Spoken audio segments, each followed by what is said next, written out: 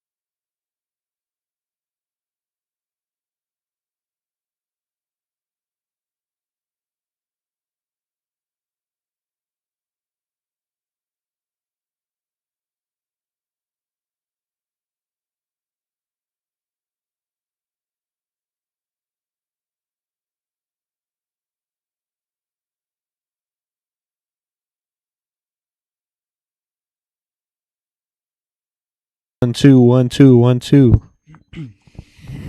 Yeah, I like the headshot of us. This current one. That is kind of nice. Yeah. Oh, there it goes. Did I go? I like the headshot of us. Hello? Are we good? I guess it works now. Okay, does it work now? Was it just you? Maybe I don't know. Sorry, technical I'll turn it down a difficulties. little bit. I'll turn it down a little bit. But no, I like that. Oh, you like the... I also like the lighting of it. Yeah.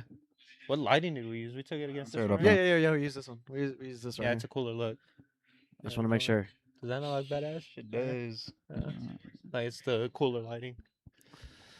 Just want to make sure. I'll turn it down a little bit, so...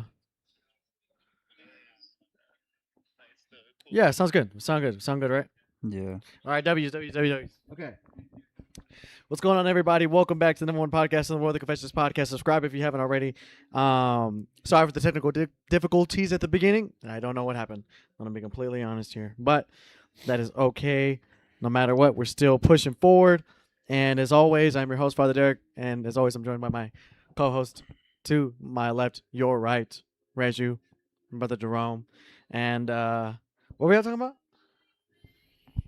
I forgot what you were talking about. What were we talking about? We're talking about a lot of We're things. talking about a few things.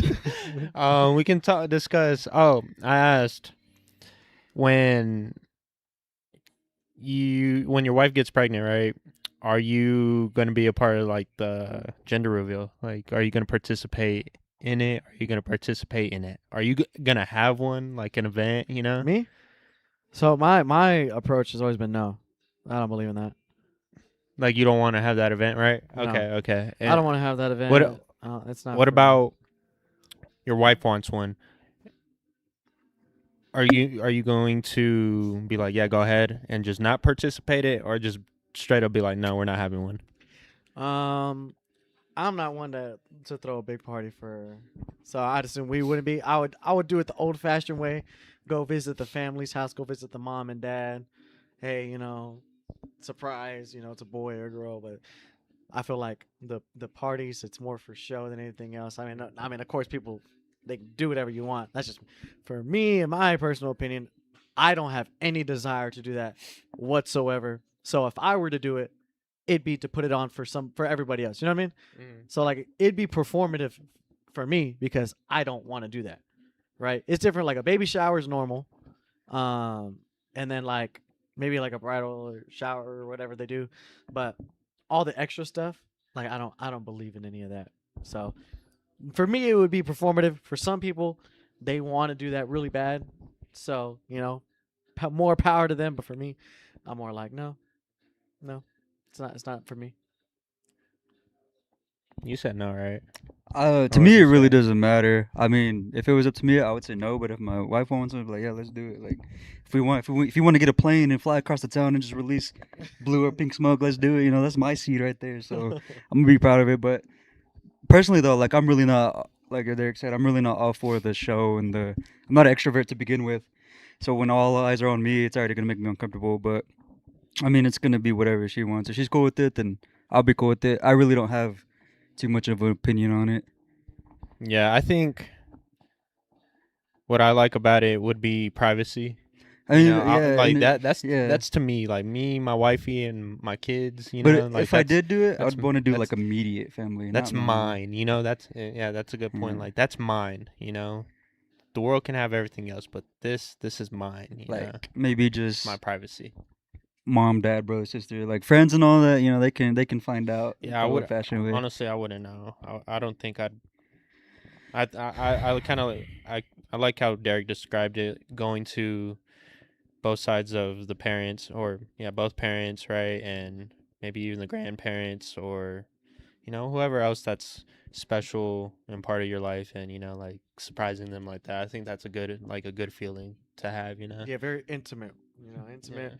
Just kinda, Meaningful. yeah, meaningful, Yeah. and not just another party just for the sake of a party. Yeah. But that's why you say you have the immediate family, because it's gonna be your mom, dad, Yeah, grandparents, anyways. something meaningful. Something So- very meaningful. I think that's what I'd want. I think But once I- it gets but to I the wouldn't- point where I it's, wouldn't make a big event out of it. I think once it gets to the point where it's just like tias and tios you don't even talk to, and friends that you haven't seen in Yeah. forever. Then that's when it becomes a like, all right, like you don't really even know what I'm having, so I haven't talked to you in forever. Yeah, nah. What else were we talking about? We're talking about life be crazy, man. Life be crazy. How For time real. how time flies. For real, bro. Just I don't know. Me personally, I'm not gonna really talk about it, but yeah, I just got some crazy And then we were news talking just right about, before like, this. Right before this, that's why I was in the vehicle on the phone. I was like, "What?" Yeah, I kind of was on the phone too. I was waiting. I was What? wondering. Yeah, I was on the phone too. Yeah, and then you walked in here and you're like, "Man, life's crazy." I'm like, I don't looked know, at Jerome. I was like, We "Life's were, crazy, man. Life's crazy." because I said it, and he was like, "Tell me why I'm thinking the same thing." I was For like, I real. don't know, but then we were also talking about, like, when it comes to being busy and productive, you got to pick your poison. Yeah. Whether you're gonna stay up late to do work or get up early to do work, it's like you got to do one or the other. Mhm. Stay up late to do work and get it finished, or get up early. And lately, I found myself getting up early instead of forcing it at the end of the night. Mhm. But getting up early, I was telling him, like, some of my roommates don't even get up till 1 o'clock, and I was like, dang, I remember them days. All that time You you know, were wasting. I was like, by the Yeah. time I'm coming home for lunch and getting second part 2 ready for the day, they're barely getting up. I'm like, dang, I already got my coffee, breakfast. I've conquered the done. world while you were asleep. You know what I'm saying?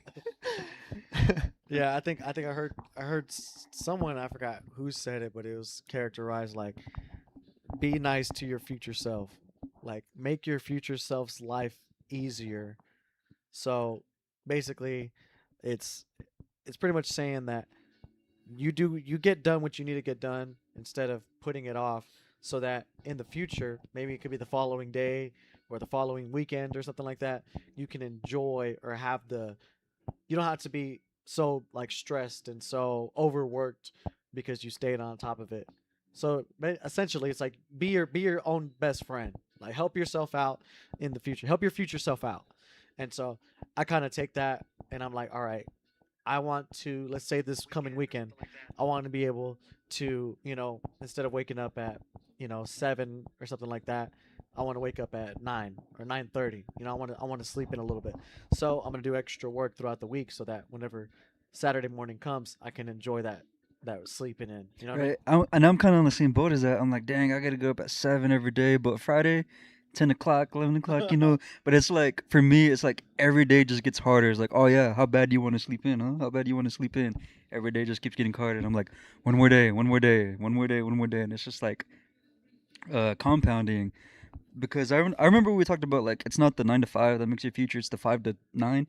And that during that 5 to 9, I swear time just flies. And now I'm like, man, I go to the bathroom, use the bathroom, and I come back out, an hour's passed. And it feels like I've been in there for 2 minutes. And I'm like, dang, I can't even use the bathroom. I can't even eat. Sometimes I don't want to shower because I feel like I'm wasting time and I could be doing something else.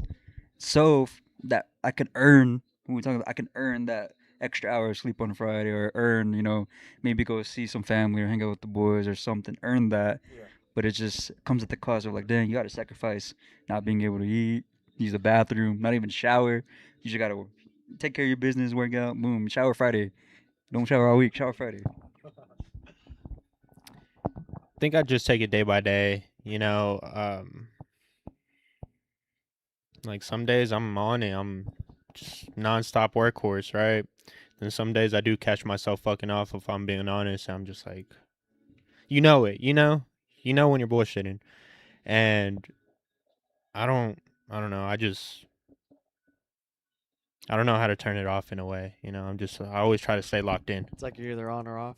Yeah, I'm either on or off, and I'm just like, fuck, like, and if I'm off, I'm like, all right, bro, like, Yeah. come on, let's get it going. And when I'm on, I'm fucking dialed, and that's every day. And I don't know, I everyone talks about burnout. I don't believe in that, but what I do believe in is when you're not doing something or when you're doing things and you can do more or you can do better, or you're just doing something that's not really adding to you, it's more of a negative thing, then that's when it starts to become draining, and that's when you start to quote unquote burn out and not want to do that. That's how I see that. But if you're like man on a mission, you're doing this with intent and you're doing this with purpose behind it, I think you don't get tired. And I think of it as a fight, when like fighting, you get tired like second round type shit, right? But when you're getting beat up, it feels like you're gassed out, like you're dead, right? But when on the other hand, when you're whooping someone's ass, it feels like you're just nonstop energetic. You got it, like you're just going, you're flowing, you're in a flow state, and I don't know. That's how I see those things. You want to hit flow state in your work. Yeah. And me too. Sometimes, I mean, don't get me wrong. I do have my days where I do get tired. I'm like, dang, I want to rest, sleep in, take a nap or whatever, but I don't. Because then I tell myself, what else would I be doing? Just working 9 to 5. Yeah. What else would I be I doing? also think of it when you have those days, because you're not always 100%. You're not always 90%, right? Not every day is perfect. And when you do have those kind of off days, right, and you still force yourself to like put in that effort, put in that work, Like, still go to the gym. it's still progress. Still It's still something. progress, and I think that's more meaningful progress as well, especially when you don't want to do it. That shows discipline, So. Yeah. No, I feel that. I mean, today was kind of one of those days. I'm not gonna lie, where it was a little bit tougher. I was more tired, and I was like, "Oh man." That me and you both. Like, bro, I was right before. I was like, I have 10 minutes before I have to head out.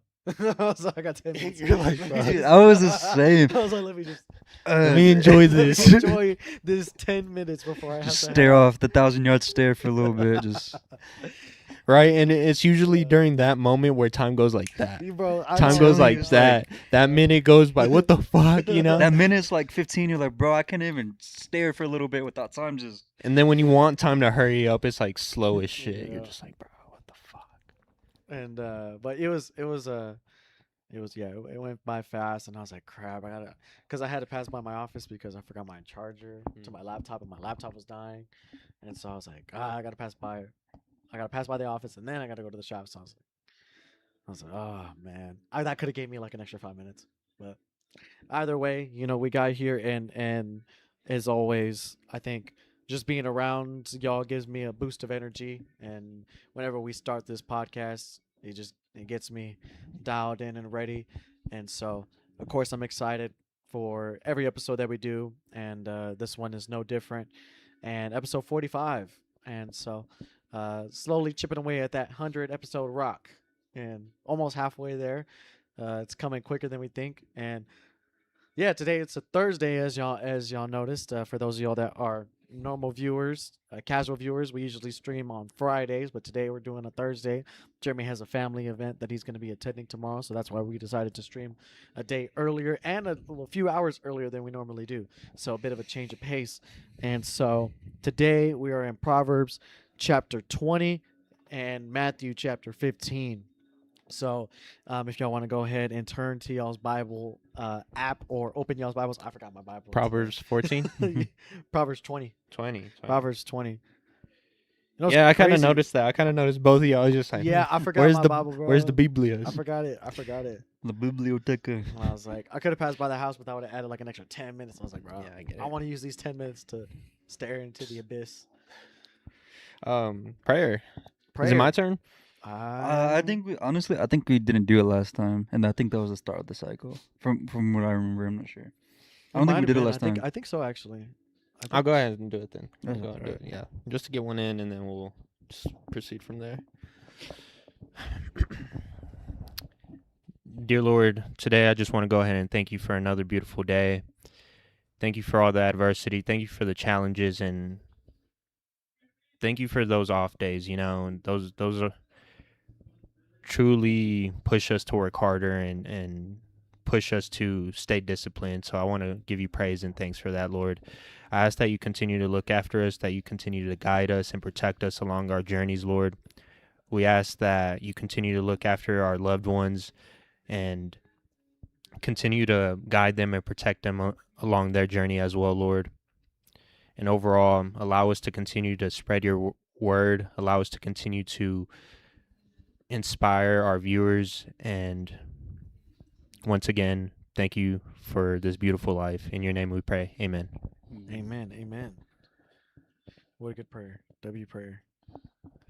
All right. As I mentioned, we're in Proverbs chapter 20. Either one of y'all can read it off, or I can read it off. It don't matter. Whichever Let me get it going. whichever one. I haven't read it. It feels like in forever. Bro's gonna be stumbling over his words. I enjoy reading. The Let's see. reason why I enjoy reading too is because this allows me to practice. You It gotta allows me to you gotta practice. Practice your speech. Kai Senate, sound it out. Proverbs chapter 20, correct? Yeah. Wine is a mocker and beer a brawler. Whoever is led astray by them is not wise. A king's wrath strikes terror like the roar of a lion. Those who anger him forfeit their lives. It is to one's honor to avoid strife, but every fool is quick to quarrel. Sluggards do not plow in season, so at harvest time they look, but find nothing. The purpose of a person's heart are deep waters, but one who has insight draws them out. Many claim to have unfailing love, but a faithful person who can find? The righteous lead blameless lives. Blessed are their children after them. When a king sits on his throne to judge, he winnows out all evil with his eyes. Who can say, I have kept my heart pure, I am clean and without sin? Deferring weights and deferring measures, the Lord detests them both. Even small children are known by their actions. So is their conduct really pure and upright? Ears that hear and eyes that see, the Lord has made them both. Do not love sleep, or you will grow poor. Stay awake and you will have food to spare. It's no good, says the buyer, then goes off and boasts about the purchased. Gold there is, and rubies in abundance, but lips that speak knowledge are a rare jewel. Take the garment of one who puts up security for a stranger. Hold it in pledge if it is done for an outsider. Food gained by fraud tastes sweet, but one ends up with a mouthful of gravel. Plans are established by seeking advice, so if you wage war, obtain guidance. A gossip betrays a confidence, so avoid anyone who talks too much. If someone curses their father or mother, their lamp will be snuffled out in pitch darkness. An inheritance claimed too soon will not be blessed at the end. Do not say, I'll pay you back for this wrong. Wait for the Lord, and he will avenge you. The Lord detests deferring weights, and dishonest scales do not please him. A person's steps are directed by the Lord. How then can anyone understand their own way? It is a trap to dedicate something rashly, and only later to consider one's vows. A wise king winnows out the wicked. He drives the threshing wheel over them. The human spirit is the lamp of the Lord that sheds light on one's inmost being. Love and faithfulness keep a king safe. Through love, his throne is made secure. The glory of the young men is their strength. Gray hair, the splendor of the old. Blows and wounds scrub away evil, and beatings purge the inmost being. Proverbs chapter 20. That was a long one. That was a long one. There's a lot in there. There's a lot of good analogies to be made. There was one that I originally saw. Um, so it was yours had a different verbiage in this one. On Proverbs chapter 6 said, "Many a person proclaims his own loyalty, but who can find a trustworthy person?" Verse 6. Verse 6. Okay, it says, many claim to have unfailing love, but a faithful person who can find. See, one thing that's I've noticed in this chapter is that the word love and the word loyalty are swapped on ours. Because even at the very end, whenever Can you repeat yours? um, it says many a person proclaims his own loyalty, but who can find a trustworthy person? And then at the very end, verse 28, mine translates, loyalty and truth watch over the king, and he upholds his throne by loyalty. Yeah, mine reads, love and faithfulness keep a king safe. Through love, his throne is made secure. See, mine translates as to loyalty. I don't know. Which that gets me thinking about what 21 Savage says, loyalty over love, you know? And is that what the same thing that Jesus kind of saying here? Like, in a way, I would prefer the same thing. I would prefer someone to be loyal to me rather than love me, because you can hate me and still be loyal to me, and love me and still stab me in my back, right? Sound familiar? So I can see that, right? I would much rather have a person like, hey, I'm not gonna do him dirty. I wouldn't steal from him. He could leave $1, on the desk, or he could leave a 20 on the desk, and it would still be there when he gets back. I don't like him, but it would still be there. Rather than, yeah, I love you, right? And then they take the dollar, and you ask him where it's at. He's like, I don't know where it went, but I love you though. I've had that kind of experience recently where people have been showing me like quite a bit of loyalty, even though I really don't even know them like that. Just barely meeting them, rather than my friends who say they love me, like other friends, and they don't really show me as much loyalty as people who I've barely met. Mm. So that I think that's a lot stronger than love as of right now. But right now at that translation, um, Yeah, what does yours say? I have the same as Rose Raul? because I'm using the app too. I didn't get to uh bring the Bible. But when what was it, 28? Love and faithfulness keep a king safe, right?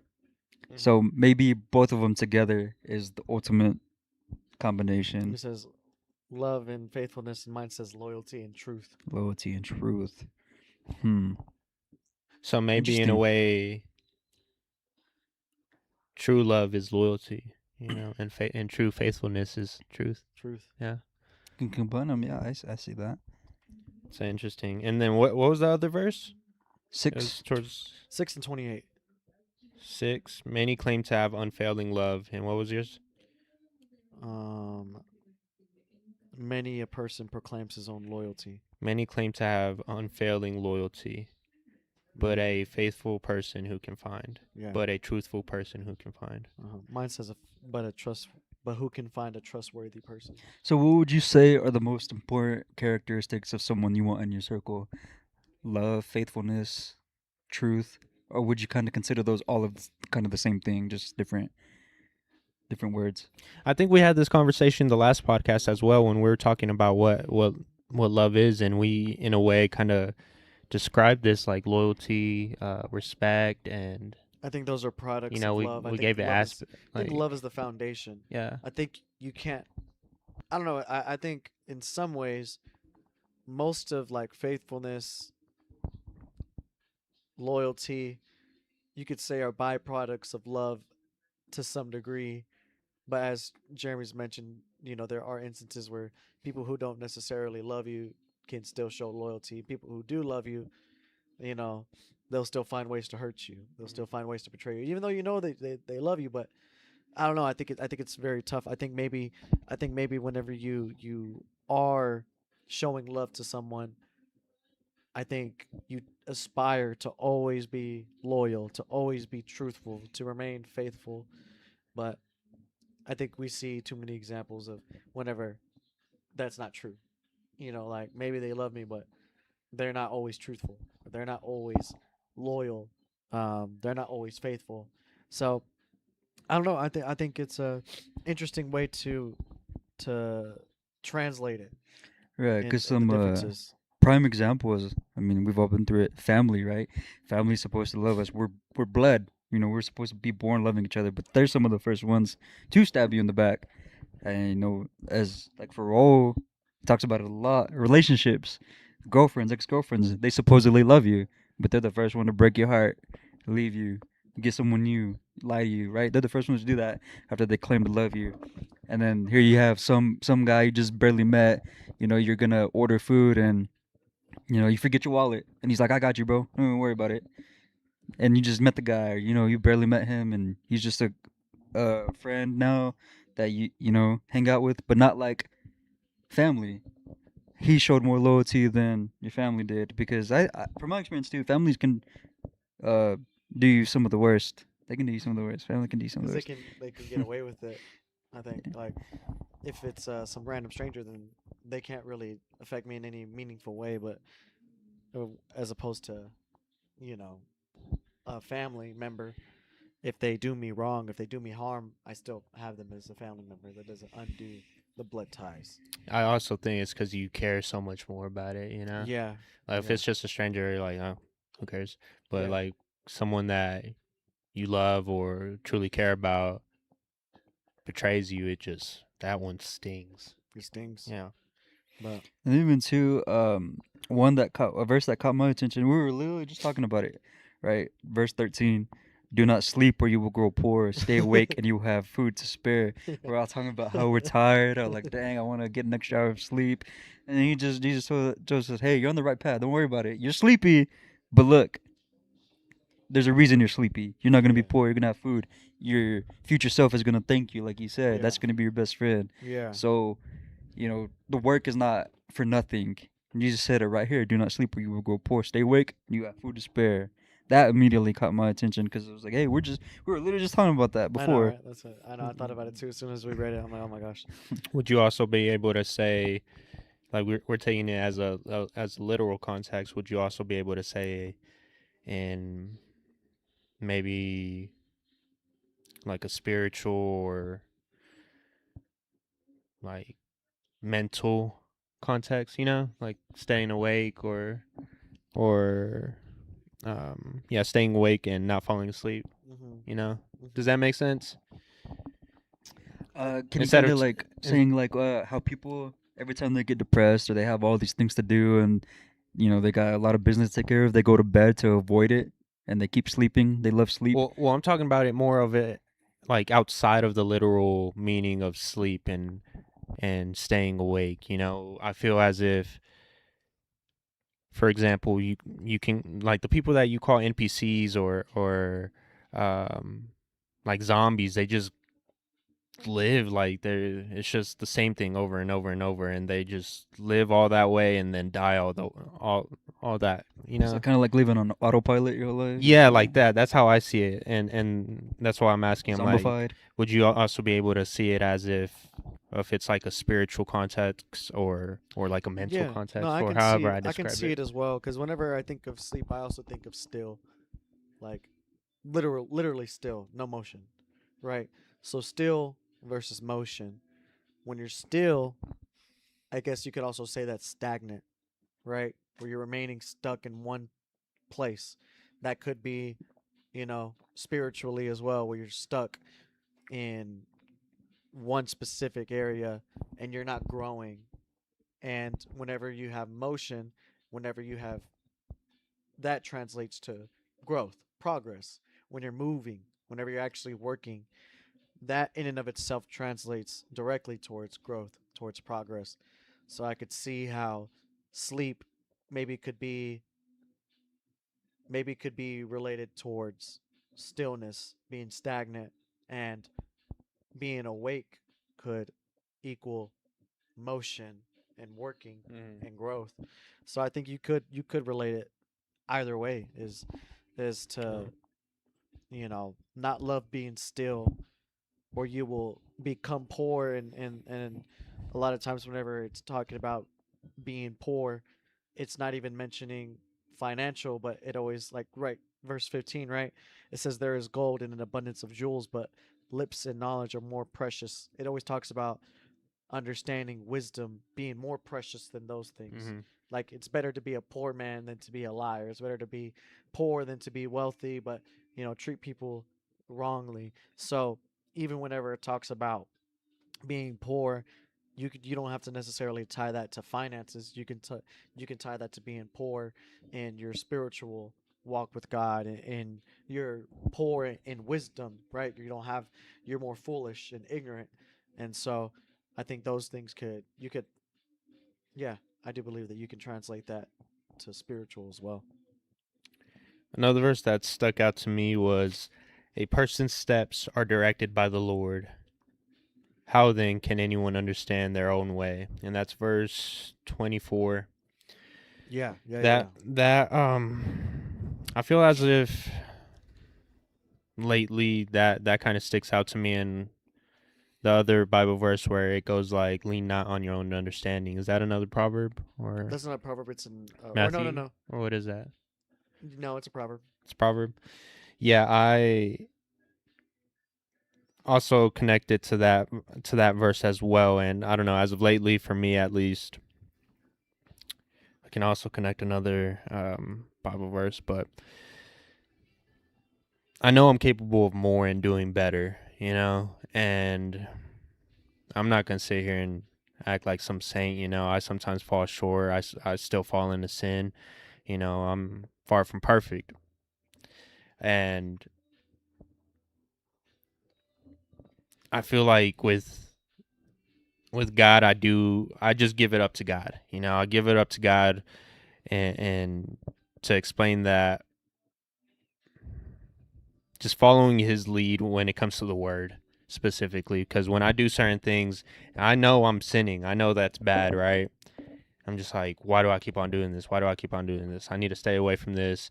Like, there's no reason. And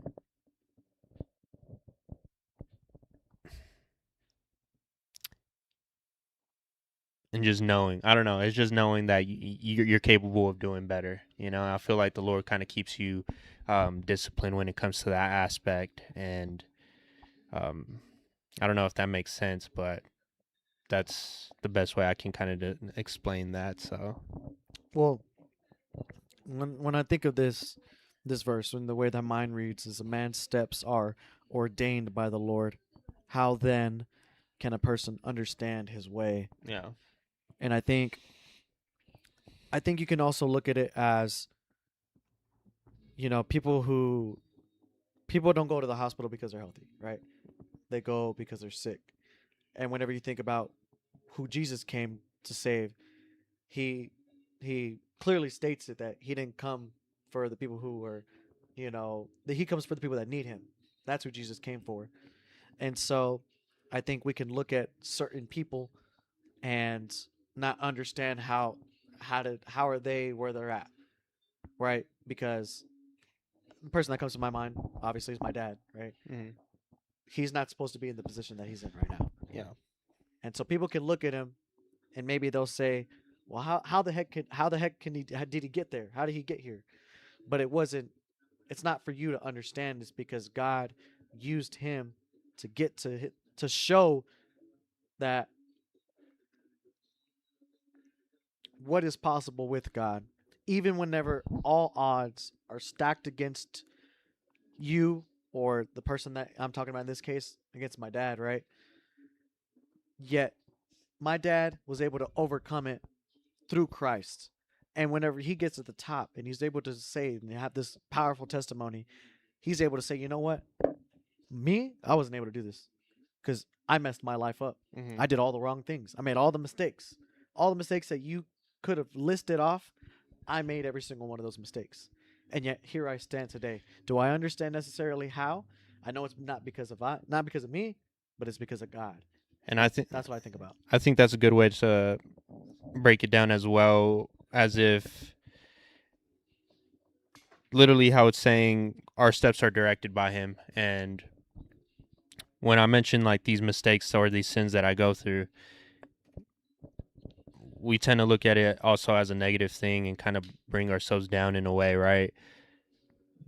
But I like to kind of flip the dynamic and kind of use this verse exactly how, or even in the example that Derek used with his father, maybe all those sins, maybe all those bad decisions, bad choices, bad paths that you took were meant to lead you in this direction, and exactly kind of how it's stating in this Bible verse. So Yeah, man. Maybe even though maybe someone doesn't understand, like, well, how can this person, even though he did all these things, I knew him. Maybe we were doing drugs together. We were at the parties together.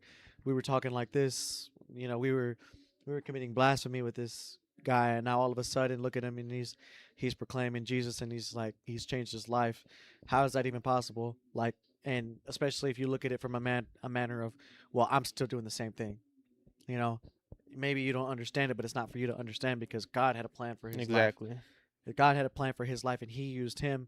And because it's so unbelievable, there's only one possible cause. There's only one reason why this could have happened, and it's because of God. Yeah. It shows that God can use anybody, and he can do the impossible. What seems impossible, he makes possible. And even though you may not understand it, it's not for you to understand. I think that's a perfect way to describe it as well, because in a way, I try to, most of the time I try to understand it, and I'm just like, there's no logical explanation for me to do this or to go through this or to be on this path. And then once you actually do get to the other side of that darkness, that sin, that lesson, the only explanation that we can create is, or not even create, that exists, is God. Exactly. You know. Yeah, that's a good verse right there. And another one that I noticed too was verse 22, because I noticed yours again. The language is a little bit different in mine. Mine says, "Do not say, I will repay evil. Wait for the Lord, and He will save you." That one, I wanted to talk about that one as well. Yeah, Kind of read my mind. that Yeah. one. It's a different translation. I noticed that yours says, "He will avenge you," and so again, you know, it's switching the word out, and the two can be looked at in different perspectives when you think of someone coming to save you versus someone to avenge you. And I don't know, it could make for a different interpretation, because when I think of saving, I think of God coming and I'm hanging off of a cliff and he comes and saves me. Whereas if God's the one avenging me, I think I have already lost and he's going out to fight on my behalf to, avenge me. So I think it's I don't know, it's a little different uh interpretation based off of what you're reading. But either way, I think the message What remains was? true. Could you read the first part of it? Do not say, I will repay evil. Wait for the Lord, and he will save you. But I think that either way, the message stands true, is not to be that person that repays evil with evil, not eye for an eye. Right. That's kind of what I was getting at Yeah. too, because it says, for this one on the app version, do not say I'll pay you back for this wrong. Uh-huh. Meaning, like, I'm not gonna do you dirty like you did me. God got me and God got you. You know, I see at the top what we always say. Yeah. I gotta take it on the chin, and I mean, I'm okay with that. Because And God will save me and avenge me. I know that in it also says in Romans, God is saying, vengeance is mine. Like, don't be the one to go seek out revenge, and I think that's also a warning to protect us, because I think whenever we're out looking for revenge, we're not seeing clear-minded. It's more out of that hatred or that pain that's inside of you, and you want to go seek revenge. And I think if you are the one that's seeking revenge and being led by your anger and your emotions, you might go overboard and do something you might regret. And that's heavily stated, I think, all throughout Proverbs. Yeah, Yeah. yeah. For vengeance is the Lord's. And then right after that, I didn't quite get it. Let's see. What does it say? The Lord detests differing weights, and dishonest scales do not please him. 23. Right after that. I didn't quite get that. I don't know what that means. Let's see. Mine says differing weights are an abomination to the Lord, and a false scale is not good. I was because I was reading. I was like, I wonder what that's like trying to say. Maybe okay. That's what I think. The Lord detests deferring weights. Maybe that's him, because I think of it literally as okay. There's a scale, and the Lord kind of watches and sees like, oh hey, this guy's kind of like the weight's off on this one, you know, and exactly I was mentioning in the second part, dishonest scales do not please him. Like he sees like, oh hey, he's getting screwed in the way, or you know, the weight's too much on this side, or something like that. I can I see think that. maybe. I can see that, like differing weights. Maybe it's in a way deception, a false scale, Yeah. trying to deceive someone. And maybe in this case, you could look at it as, you know how the Proverbs is always mentioning gold and jewels and things like that. Mm-hmm.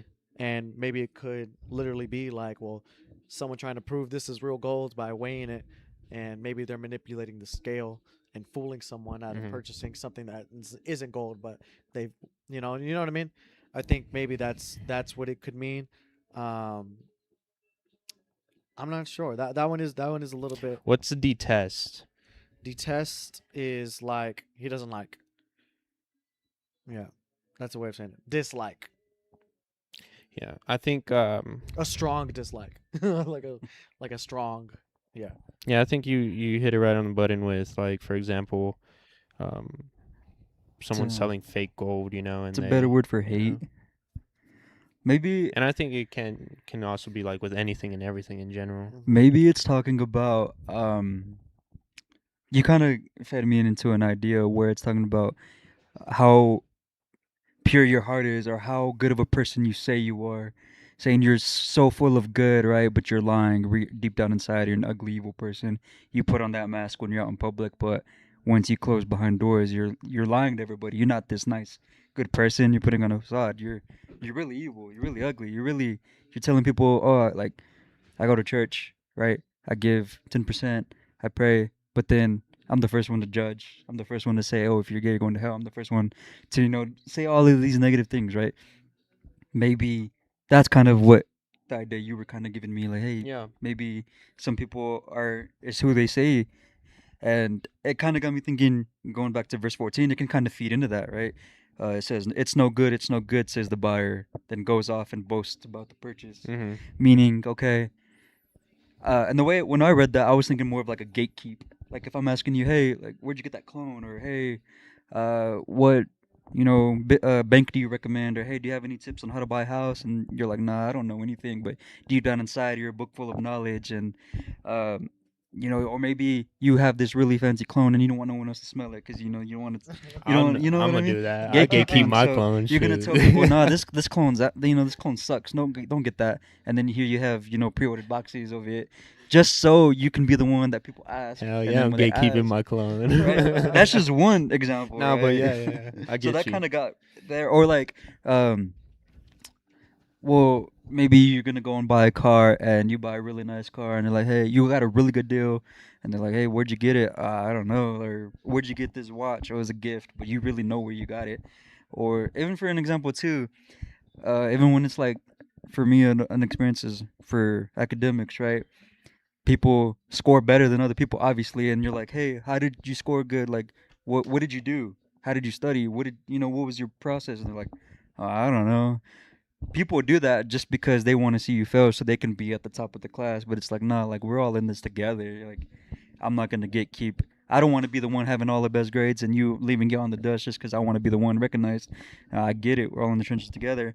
But there are some people like that. You'll ask them like, "Hey, how did you get that?" And one of my homies actually, he's been ignored. He's asked someone, "Hey, can I see that?" or "What did you?" And the guy just looked at him and turned away. And I was like, "Dang, that's kind of crazy." So ever since then, it's like I kind of have that feeling. Well, if someone were to ask me, I'm not gonna gatekeep. I'll be like, "Hey, like I'll put you on." In other words, I'm gonna put you on. Yeah, I how I see that, I'm like, for me, I'm okay with being an open book just because I know that let's just say I do give you all the info. You come to understand that a lot of people aren't going to take advantage of it. A lot of people aren't just going to do it, you know. I think that's completely fine. Like here, yeah, here's this info, there's that info. Or even if we want to make it, how did you get closer to God? What's the first step? What did you do? How did you start reading the Bible? Or, Realize that I ain't shit. First step was not you Yeah, shit. that's the honest answer. Yeah. Yeah, and then, and some people will be like, people won't want to say that Yeah. because it's the truth. It's the harsh truth, though. Yeah, I think once you start seeking truth, I think that's when you truly begin a good path with faith with God. I think because I can think of back when I first started my faith journey, or like really got serious about God. It was when it was in a moment of weakness, you know. And I was just like, man, why am I this? Why am I so weak? Like, why can't I be better, right? And then in a way, God pulled me out. God showed me He guided my steps, even though I didn't necessarily know it was Him, right? Until I got on the other side and figured it out, or got better, right? And then started realizing, okay, hey, this is the way. That's He God grabbed you right like there. this, kind of like how mom dogs grab their puppies. But then, Yeah. like, you guys like, And come on. I think He still does that for me today. Like I said, I'm not perfect. I'm no saint, you know. I still fall into sin. He's like, come on, And come I on, feel get back over here. kind of how I was trying to explain earlier about that verse that I pointed out. I'm trying to understand it. I'm trying to do better. I'm like, bro, like, come on, lock in, do better, do better. But in a way, I still feel Him guiding my steps, guiding uh, my path. And I'm just like, what the heck? And for example, this verse right here, it kind of gives you that epiphany, that realization that, hey, oh shoot, hey, I may not understand it right now, just because I rely on my own understanding, which I don't understand it, doesn't mean that He's not working on me, that He's not guiding me towards something better and bigger, you know. And I think that's where you got to stay strong and continue to have that faith. So I mean, he is our father. It's like we're a 2-year-old toddler, and our parents are behind us, and they want us to keep going straight because they know it's the sidewalk and it's safe. But here you go, wanting to get in the middle of the street, and when they're gonna do, shoot, back you go over touch here. that hot stove on the liquor. There you go. I'm not gonna let you like kill I yourself. won't let you die, but I'm gonna I let you won't learn. die. You know what I mean? But like if you wanna walk on this uneven ground barefoot, all right, you want to be running like a fool through the sidewalk with loose gravel. All right I then. might let you I'm gonna fall, let you you know. fall. I'm gonna let you fall, but But then that's I'm gonna grab you like a I'll dog. pick you Just, up. put you back on. Be like, It's don't cry, okay. Good boy. don't cry. All right. Now Yeah, you know. yeah. There's a lot in this chapter, and I think another one right here. There's a few that can honestly um go hand in hand. Wine is a mocker, intoxicating drink a brawler, and whoever is intoxicated by it is not wise. I think that could be literal, as in, Yeah. um, whenever you're drinking, whenever you're drunk, it's like wine makes a mockery out of you. Like you become like a joke, and you maybe you become aggressive, and at the very least, whoever's drunk. It's funny because whenever you're drunk, it's like everyone thinks that they're Socrates or something like that. They're the most wise person. They have the best advice in the world, and they want to tell everyone how to live their life. Yeah. But it says whoever is intoxicated by it is not wise. I also Mhm. like that the next verse, a king's wrath strikes terror like the roar of a lion. Those who anger him forfeit their lives. That's strength right there. Yeah, That's a strong verse. yeah. Terror of a king. And then another point right after that, I think this could also relate to being intoxicated, right? Avoiding strife is an honor for a person, but any fool will quarrel, right? And usually the fools that are quarreling with others, there's usually alcohol involved. Like at the core of most people having bad altercations with one another, getting aggressive, getting into fights, alcohol is usually right there at the center, you know. And I think there's a reason why the Bible continues to warn against getting drunk and drinking. And so yeah, I think at least for me, I've I've stopped drinking entirely, and I mean I really don't know if I'll ever drink again. but I understand the whenever I'm sober and me being sober minded, no matter which way I look at it, I am better off sober than drunk. Either way that I look at it, doesn't matter. Doesn't matter even if I'm buzzed. I am better off being sober. And so I don't know. I just And that's also how I too, see it. it even says beer, wine is a mocker and beer a brawler. Going back to the violence, I think most of the time when people get in a fight or do something they regret, or in some cases kill other people, alcohol is usually involved. I don't know if you ever heard the saying, "Oh, he got beer muscles," thinking he can fight everybody and beat up anybody just because he's a little drunk. The reality is, one shot to the dome and he's asleep, Yeah. And just then right on the chin. there's another lesson right after that, verse 4, kind of tying back to the other verse where it's about sleeping. It says the lazy one does not plow after autumn, so he begs during the harvest and has nothing. And so I think that's also what I kind of talked about earlier with being nice to yourself, your future self, being your future self's best friend, because the lazy one does not plow after the autumn. When you think what comes after autumn, right? Winter, colds. You want to stay indoors. You want to be lazy. You want to cuddle up next to the fire. Maybe cuddle up with someone else. And stay warm, watch movies, eat fattening foods, whatever. But in the meantime, especially around this time, right? People would be getting ready for the harvest, or they would be preparing for whenever harvest comes. And then here our harvest comes. Here comes spring, and all the work that people did throughout the winter, now it's starting to pay off. And yet you who did nothing, who was lazy, now the time has come for you know something. Bills got to be paid or something, whatever, right? And now here you are begging for scraps, begging for handouts because you were too lazy to, like I said, be a friend to yourself, do your future self a favor, and do the work anyways. You know? Kind of like when they say that summer bodies are made in the winter. Kind of like that analogy. Yeah, yeah, like that. There's a lot of examples, but this one, and then man, there's so Yeah, many. there's a There's so lot in many. here. A king who sits on the throne of justice disperses all evil with his eyes. That's verse 8. I like that the way that it describes that. Who sits on the throne of justice disperses all evil. Disperses. When I think of disperse, I think of fleeing. I think evil at the sight of me. At the sight of me looking, evil wants to flee because it knows that I stand on the righteousness of God. That I like. It's like where have you ever had the for example, let's say you go and you're with your grandparents. No, now all of a sudden you don't want to cuss no more, right? You don't want to act a fool because you have to respect. You have that respect about them, and might even have a little bit of fear instilled. I think about it like that. Whenever there's such a strong presence in the room, for example, someone wants to go to church, right?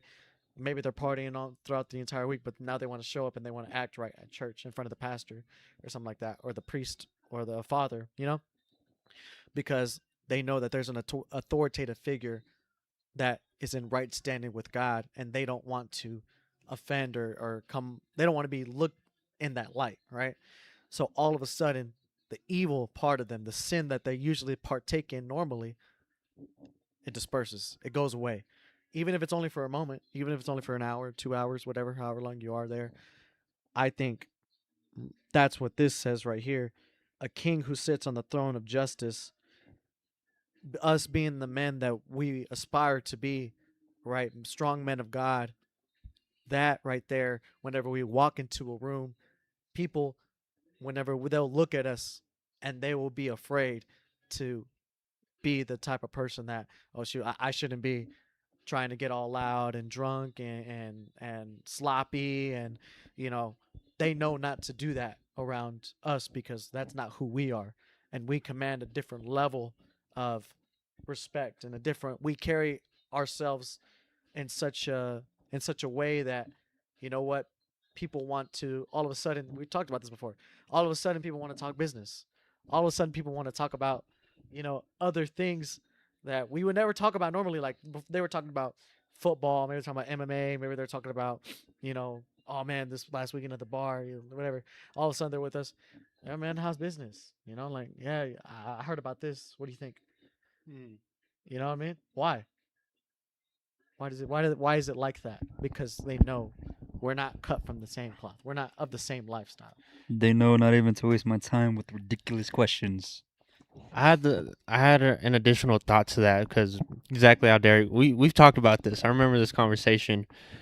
I also thought about it with even with certain people, they'll stray away from you. They'll stray away from you, like, because they can't front in front of you. They can't fake it in front of you, which I think I ran into a problem of questioning why. Like, why are people like that towards me? Like, why do they talk to me in this way? Why do they talk to me about these certain things? Or why are they fake towards me? Like, why? Like, I see you. Like, I see you, I see right through you. I see you. Like, it's okay. Like, I'm not, You never messed with one like me before. I know. I understand, but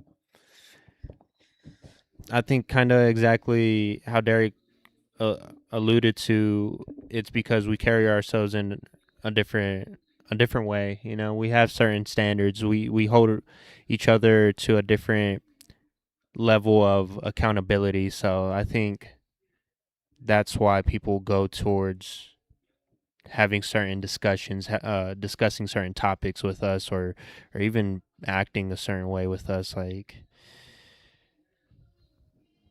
I even run into this with women, like. Sometimes the trash takes itself out. Though. I think, yeah, exactly. I think it's funny because even with women, I'm like, I know you're not a good girl, like, come on now, like, you all of a sudden, all of us, you want to talk about your church and this and that family. You want to dress this way, yo, like, relax, chill. I saw what you posted on your story at the club. Like, I know you're not this type. I see the red flags. Like, come on now, baby. Like, come on now. You ain't gotta lie. You ain't gotta lie. Like, and that kind of, I think I mentioned that like a few weeks ago where I seen this girl, right? She's going to church. She got baptized and this and that, and then the next weekend she was throwing us in the club and all that. And I was like, bro. But a part of me likes it because it makes them act like a good girl. I'm like, good girl. Like, yeah. but that allows me to pull, because like how I mentioned, I'm no saint. I like to have fun, and I like to do shit. Excuse my language, but it allows you to kind of pull that fun out of them, and I think that's a beautiful thing. I think a man wants that, like, hey, she acts good for me in front of everyone and everyone else, but like when behind closed doors, she a freak. I pull that bad girl out of her, I think that's ideal for most men. Yeah, they want that. We like that. What is right? it? What is the saying? Like, come here, let me spank you. The lady in the streets and the freak in the streets, something like that. Yeah. So I think it's something saying like that. Yeah. A lady in the streets, a freak in the sheets. Yeah. Yeah. But like, that's just an example. Now that I think about it, I'm like, that's interesting.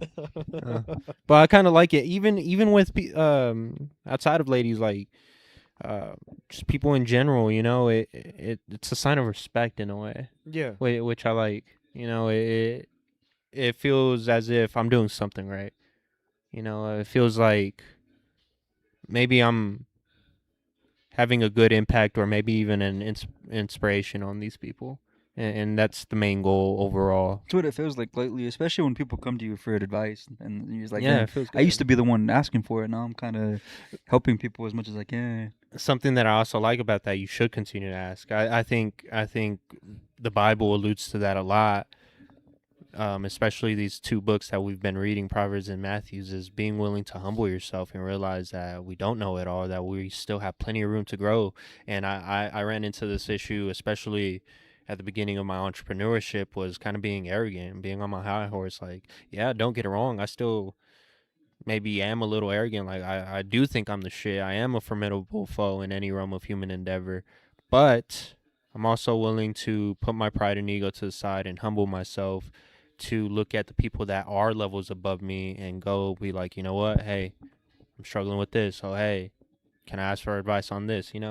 And I think us as leaders, it's also our responsibility to be there for the people that come to us on those things. So I think I like that. I believe that's in a way a tell that God shows us that, hey, maybe you are doing something right. You know. Natural born leaders. Yeah. Right. Kind of got me thinking And too. I was it- thinking about it. Right. Go ahead. You Finish said that thought. like I want to touch base on that. My bad. But you said natural born leader, and I don't know if I can say that. I think it's just I don't know. It's just Just became one. Maybe. yeah. It's just Maybe natural, but it just took finding God. To not like, born, but it naturally happened. You know. Yeah. Because I mean, I'm like that too. Where, sometimes people are afraid to make the first move, and then once you do it, everybody else wants to do it, and that happens to me a lot. Or I was even right before that. I was gonna say one thing you haven't said in a while was that phrase you always say: "You're unmatched, something matched with your Sheer infatigability." indefatigability. Right. Say the whole thing again. I need to hear it again. All right. Let's see if I don't butcher it. My unmatched perspicacity, coupled with my sheer indefatigability, makes me a feared opponent in any realm of human endeavor. Yeah, that's because I was thinking about that the other day, and then you kind of refreshed my mind right there when you said endeavor when that Yeah. first time. I was Yeah. like, dang, yeah, I used to say that. Because I also don't think that you should lower yourself or lower your standards or belittle Yeah, yourself there's to nothing wrong with being cater. confident and Yeah, like, hey, like have I some am balls. that. Yeah, exactly. Have some Like, oomph behind you. You know, like I am him. I'm confident. I'm him, but stick your at the same chest out, time, put your yeah. chin up. But at the same time, I do realize sometimes being the smartest or the richest or the best in the room is not always fun. Sometimes I want to be. One piece of advice I learned from one of my professors over there was she said, sometimes when you're in a group, sometimes you're going to be the quarterback and sometimes you're going to be the water boy.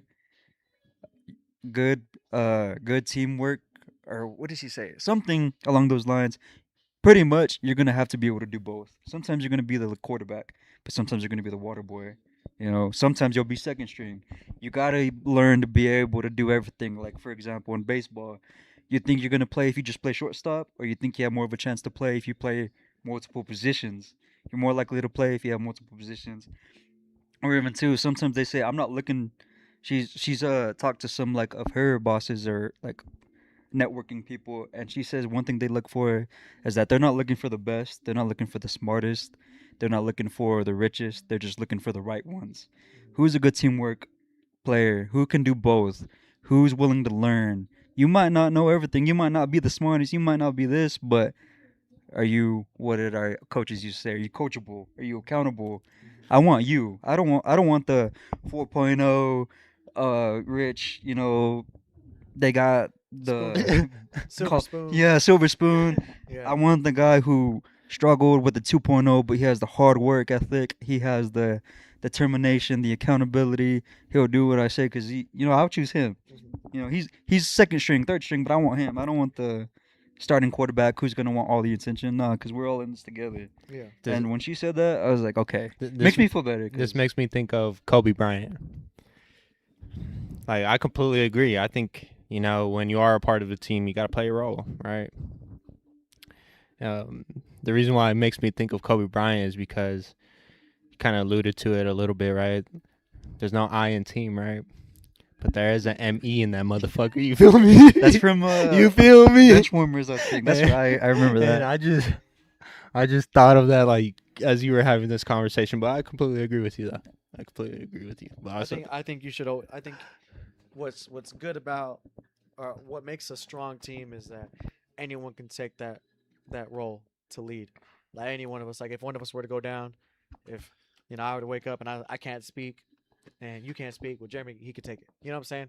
Like I think it's being able to have the confidence that you know what, if I got to step up and play that role, I can.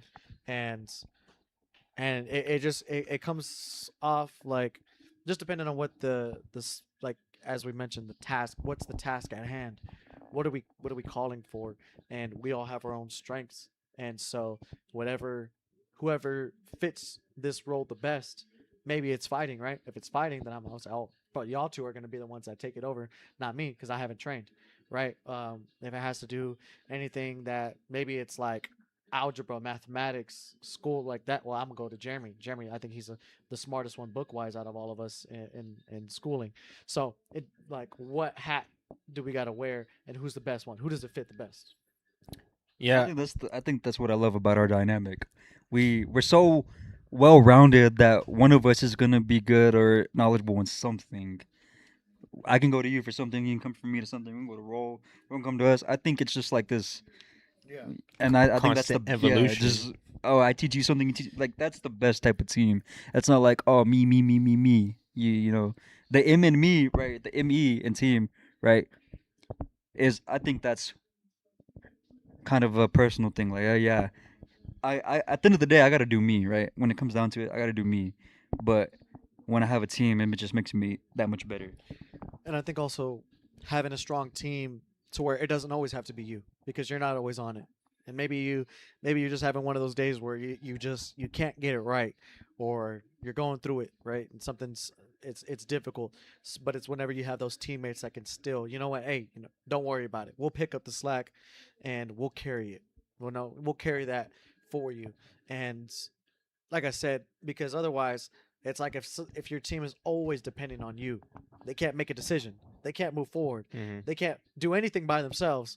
It's more of a weight dragging you down than a team that's helped pushing you up, right? That's helped elevating you. And so that's what I also like about our dynamic is I never feel like, I'm getting weighed down. I never feel like that. I always feel like when I'm around y'all, it's making me want to be better. It's helped elevating me and pushing me to continue to like let's keep working, let's keep getting better, let's keep progressing. And that's the type of team that I want to build and that's the type of team that we have built, I believe. Yeah, overall wanting to be an asset, rather than a big liability. And I don't know why I'm thinking about kind of NBA, for example, like Kobe had Shaq, you feel me? Jordan had Pimpin, had Steve Nash and not Steve Nash, Steve Kerr and all of them, So I think of it like that, and I think everyone plays their role. And once you do come together and you become unstoppable, like line us up against the next team, like what's good. Let's go. You got the Shohei, Mookie, the Freddie. You know what I'm saying? You Like know? you got a team of all stars. You're like, dang, how is anyone gonna stop this team? They're just so good, It's like we're like a Hydra. One come like a head gets cut off, the other two come out. That one gets cut off, the other two come out. It's like you're not getting rid of us, bro. That's funny. But yeah, there's a lot, man. There's a lot in here. I think that is valuable. I'll just go over very quickly. He who curses his father or his mother, his lamp will go out in the time of darkness. As an inheritance gained in a hurry at the beginning will not be blessed at the end. I think those two go hand in hand. Um, just obviously, I know the Bible also mentions, I forgot exactly where, but it's honor your father and mother and you will live a long life, essentially. But I think this one specifically is saying, he who curses his father or mother, says his lamp will go out in a time of darkness. And so I think of that as the hard time will come, right? The darkness will come and you won't have the light. You won't have the answer. You won't have the solution. You will struggle in that darkness. You'll get lost in it. And it's a warning against cursing your father and mother. Um, so, and That's then crazy. kind of Though. funny. You remember the saying that we used to say? It's a fast money fades fast, but slow growth Lost. That's essentially what I'm saying. Bro, an inheritance I saw a gained in video a of him hurry. just the other day too. Uh-huh. He was just like he was talking about the Epstein files, or like someone, he was like, a friend the other day asked me, bro, did you see the Epstein files? Bro, what the fuck you talking about? Who Epstein? Who? I was over here making money. He was talking like that. He was talking like that. Yo, I was just like, that's funny. But there's a lot. There's a lot here. Mm-hmm. It's great. But okay. Yeah, we'll go ahead and move on though because we need to. But there's plenty to talk about in Proverbs chapter 15. But we'll go ahead and move on, as I mentioned, and we are in Proverbs, Matthew chapter 15. Chapter 15. Bro, we're getting through these books. We're getting through these. I think. Okay. Yeah, we're close to finishing both. You or me, Jeremy? Are we gonna do the whole thing? Nah, probably not the whole thing. I'll go and just kind of see where we stop. Okay. 15, right? Yeah, Proverbs Okay. chapter 15. That which defiles. Then some Pharisees and teachers of the law came to Jesus from Jerusalem and asked, "Why do your disciples break the tradition of the elders? They don't wash their hands before they eat." Jesus replied, "And why do you break the command of God for the sake of your tradition? For God said, 'Honor your father and mother,' and anyone who curses their father or mother is to be put to death. But you say that if anyone declares that what might have been used to help their father or mother is devoted to God, they are not to honor their father and mother with it. Thus you nullify the word of God for the sake of your tradition. You hypocrites! Isaiah was right when he prophesied about you. These people honor me with their lips, but their hearts are far from me. They worship me in vain. Their teachings are merely human rules." Jesus called down the crowd to him and said, "Listen and understand. What goes into someone's mouth does not defile them, but what comes out of their mouth, that is what defiles them." Then the disciples came to him and said, or asked, "Do you know that the Pharisees were offended when they heard this?" He replied, "Every plant that my heavenly Father has not planted will be pulled up by the roots. Leave them. They are blind guides. If the blind lead the blind, both will fall into the pit." Peter said, "Explain the parable to us." "Are you still so dull?" Jesus asked them. "Don't you see that whatever enters the mouth goes into the stomach and then out of the body? But the things that come out of a person's mouth come from the heart, and these defile them. For out of the heart come evil thoughts, murder, adultery, sexual immorality, theft, false testimony, slander. These are what defile a person, but eating with unwashed hands does not defile them." That was a lot. That was pretty good. Yeah, that was kind of a lot. That was kind of a lot. That was pretty good. I think we can go over that real quick, and then if we have more time after, we can. But I guess just to give context, the Pharisees and the scribes, of course, the religious Jews at the time, um, they're saying your disciples break tradition, and Jesus outright challenges him, saying that it is because of you hold your tradition to a higher standard than God's command. It says God said, "Honor your father and mother," and the one who speaks evil of father or mother is to be put to death. Which, funny enough, because I was literally talking. That's the last thing I talked about in Proverbs, how honoring your father and mother is so important. But he says that the Pharisees say, "Whoever says to his father or mother, 'Whatever I have that would help you has been given to God,' he is not to honor his father or mother." And by this, they have invalidated the word of God for the sake of their tradition. And I think, and then he says, Isaiah, in the book of Isaiah, the book of prophecy, he says, these people honor me with their lips, but their heart is far from me. And in vain do they worship me, teaching his doctrines, the commandments of men. And so I think this is a very, oh man, and then right after that, it's very good, but I want to just go over the first half. I think when I read this, I find that it's very easy to get caught up in the, how do you say it, religiosity. I forgot. Basically becoming hyper religious to the point where it's more important to uphold tradition than it is to build a relationship with God. It's more important to follow, for example, Ash Wednesday, right? That just happened.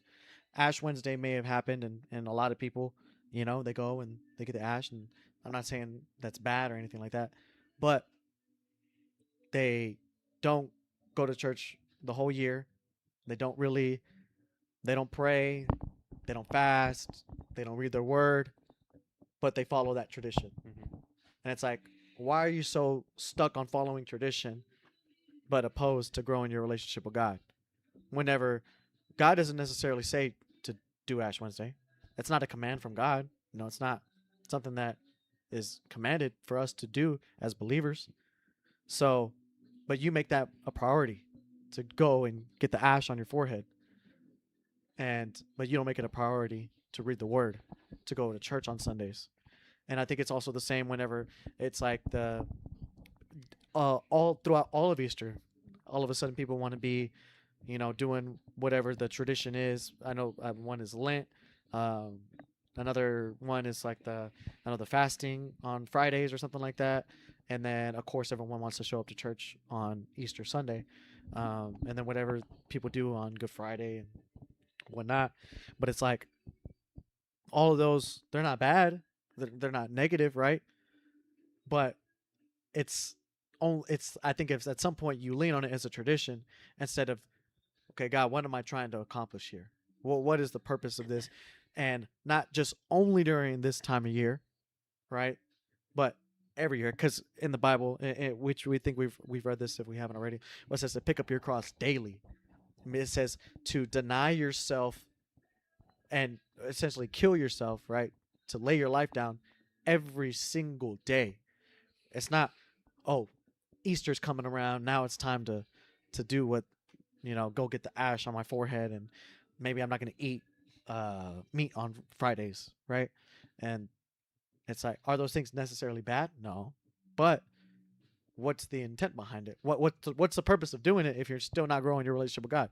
You're just following a tradition, So I think it's a warning for that Jesus is giving these people, giving the Pharisees, and saying that you were so caught up in your traditions that your traditions has replaced God, and these traditions were created by men, and yet you're treating the words of these men more more valuable as the word of God, because even at that, right? Like Lent, for example, or like you're not commanded to, in the Bible at least, you're not commanded to fast on Fridays for the 40 days before whatever. That's not a God's command. He says to fast and pray very consistently throughout all the year, throughout every day, throughout your entire life. It's not a specific command to do it, for the however many days or months, leading up to Easter. That's not a command by God. It's not that you have to do this or you're not a believer. And it's the same with, like I mentioned, with the ash. That's not a command by God either. So all these things, they're not necessarily commandments by God for us to do as believers in order to maintain our upright standing with Christ. Yet people treat those as more powerful than what God does command us to do, which is to deny yourself daily, to read your word, to fast, to tithe, to pray, to speak the word into others, to proclaim him, right? To love God with all your heart, soul, and mind, to do that every single day. But people would rather just uphold this tradition for the month or 2 months that it is leading up to Easter, and then the rest of the year, yeah, I do whatever I want. And even at that, they do whatever they want anyways. 7 days out of the week, minus what, maybe 2 hours for church, and maybe 2 or 3 meals out of the week, whatever. Yeah, I think you have a very great and strong point. And this comes from a Catholic, by the way, that I only participate in one of those traditions, which is the fasting from meat on Fridays. I've never participated in the ash on the forehead. I don't know why. I don't want to say I see no reasoning behind it, but I don't know. I've just never gone and done it. I don't know if it's fear or if it's, I don't know. I just never really questioned it. But besides the point, I think you have a very good point when you bring up how you can't just participate in that humanly tradition, because I think I can completely agree when people only turn on the oh, I'm faithful, I believing with their lips but not actually giving their hearts to God. They only turn it on for a certain period of time, whether it's actually during, exactly how you're saying, around this time, or sometimes even just on Sundays. You gotta have it on all the time, and I think, like how I'm saying, this coming from a Catholic, I think we do see a lot of that happening, especially on Ash Wednesday or during Lent, and it kind of sucks. But and a lot of people like to publicize it as well. They kind of go take the selfie and like, oh, look at me, which I don't know. I can't say it bothers me, because I'm like, at least they're participating, and maybe it is the thought that counts. I wouldn't know, but I personally don't partake in the Ash Wednesday at least. But I do fast from meat on Fridays, and when I think about it, I don't necessarily know if I do it just because it is tradition or I do it because there's meaning and faith Yeah, behind and it. and I like don't I know. said, there's nothing inherently wrong with Yeah. these. There's nothing inherently wrong with it, but it's a word that a term that I've heard is heart posture, and I think that's also why it says right here where it's bringing up Isaiah. This people honors me with their lips, but their heart is far from me, and I think when I hear that, I also it refer back to another verse. I can't remember exactly where it is, but it's a verse saying that at the end on the last days, right? Not everyone too screams out to me, "Oh Lord, oh Lord." Yeah. You know, like it's I will be there with them. Like I won't save you because just because you're saying that, and it's because I do not know you, right? It's like not everyone who calls out to me I can save because at the end of the day, I don't even know who you are, you know? And I think that it comes back to in your heart, you have to, it's okay. If you read a little bit more on Jesus to start explaining how, whenever he's talking about the parable and it is what enters the mouth, it's not what enters the mouth that defiles the person, but what comes out of Yeah. the mouth that defiles the person. And we've also characterized this, or at least I have, where I brought up the example of, you know, the glass, with the glass of water. Mhm. And if someone bumps into you, why does water come out of it, right? And not Kool-Aid, or why not Gatorade? Why does water come out? And it's because water is what's within the cup, right? What's in you is what's going to come out of you whenever someone pushes you over. And so that's what it's bringing up is what is in your heart. And if God, if you haven't consistently built on that relationship, if you're not working on it, it's kind of like my relationship with you or my parents, or it's like if I don't talk to Raul or Jeremy, if I don't check in on them, if I don't do my best to show that I'm here for them, that I've served them, you know if I don't work on that relationship, it's never going to grow. It's like if I have this random stranger that I've just kind of, oh, I see them every once in a while, maybe I'll go visit, but the rest of the year I'm over here in my own little world living my life. And so, how am I supposed to expect to be able to lean on this person whenever harsh time comes? How am I Mhm. supposed to know what this person thinks, what this person believes? Of course, this person being Jesus, right? How am I supposed to know what Jesus thinks of me? How am I supposed to know how Jesus wants me to handle this obstacle that's coming my way? How am I supposed to know that if I don't build that relationship? If my heart isn't aligned with Him? Yeah. If Jesus isn't like, Jesus is in our hearts because we're believers. And so I think part of that comes with the responsibility of, hey, now that you are a follower of Christ, you have to build that relationship. It's not just, okay, I showed up on Easter Sunday, I'm good for the rest of the year. Yeah, I think you have a very good, strong point. A point that I can honestly agree with, and like I said, I can't emphasize this enough. And this is coming from someone that's Catholic, but I can 100% agree and get behind the fact that you need to build that relationship with God 24/7, 365 days a year, all day, every day, not just during a season. Just because that's a fear of mine, where let's just say there does come a moment of time where you do need to lean on Him, where you do need God, or that time comes where the world's gone to shit, right? And you're over here begging and praying for Him and trying to run towards Him, and He looks at you and says, "Be gone from me. I don't know you." That's a fear of mine. That scares me. So, um, yeah, I think I can support you 100% on that point. Get right with God and have that relationship 24/7 all the time, not just during the season. So, Do you remember when you asked that question? Do you ever feel like God is talking to you some ways? mm, I kind of feel like he's doing that right now because honestly, I was thinking about this throughout the whole week, and I was like, I'm gonna actually bring it up. I don't know when the right time to bring it up was, but Derek went ahead and did it. I actually did participate in Ash Wednesday for the first time in a few years, right? I got invited, and anytime I'm invited to church, I'm not gonna turn it down, right? But when I went, this is gonna sound like horrible, but then I remember this is why I don't come to church. This is why I don't go to church. When I went, it was full of uh, kids running, crying. I mean, I get it, they're kids, but come on, get your kids. You know, they're being disrespectful, and the older people are just letting them do what they want. As soon as you walk in, all eyes turn on you, and it's like, dang, like why y'all looking at me, right? I realized that church can be some of the most judgmental places ever, right? So I was thinking, I'm like, I've had this debate for a long time with myself.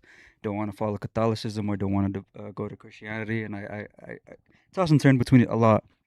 And well, I did participate in the Ash Wednesday, and I was like, I haven't done it in forever. The fasting, I used to feel real bad when I eat meat, but I'm like, you know what? Nowhere in the Bible does it say I can't eat meat on a Friday, right? So I was thinking, after this week, and the more I think about it, I'm like, maybe sometimes I want to be non-denominational. Maybe I don't want to belong to a religion. Maybe I just want to follow God and develop my own relationship with Him through the Bible. Whatever the Bible says is what I want to do. If the Bible doesn't say it, then okay. And what helps me with the church thing of like not going, I remember hearing that church is a person, not a place.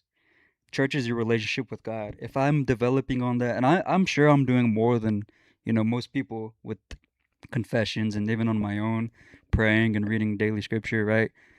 That I'm sure is more than what most people do who claim to go to church every Sunday. And I grew up not religious at all, conflicting with it all the time. I mean, at my big age is when I barely started finding God, and so I agree with the tradition thing. That's one thing that kind of detoured me away from Catholicism. Was like, hey, you have to do this, you have to do that.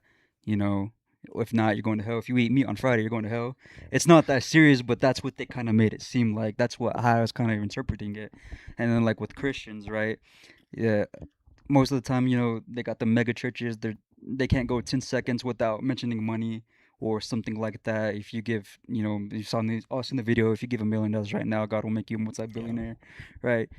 And I'm like, both religions, all religions have those wolves in sheep clothing, and I don't want to be a part of that. I want, like, if non-denominational is for me, and just following the word of God and focusing on my relationship by myself, that's kind of the conclusion that I've been kind of reaching. I think me and Derek actually talked about this when did we go on breakfast, like just yesterday or the other day. Yesterday morning we went and I brought up the topic where Alex Jones was kind of explaining that God lives within us. God's within us, and the devil, he's gonna hide in sheep's clothing, exactly how you're describing, and that may be in the churches.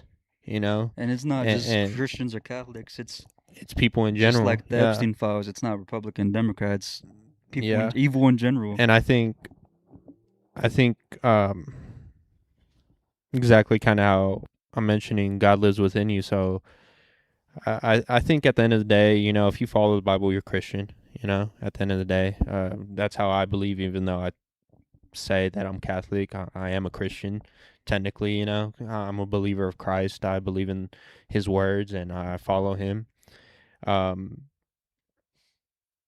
But I think you hit it right on the dot with certain churches, certain places, certain things.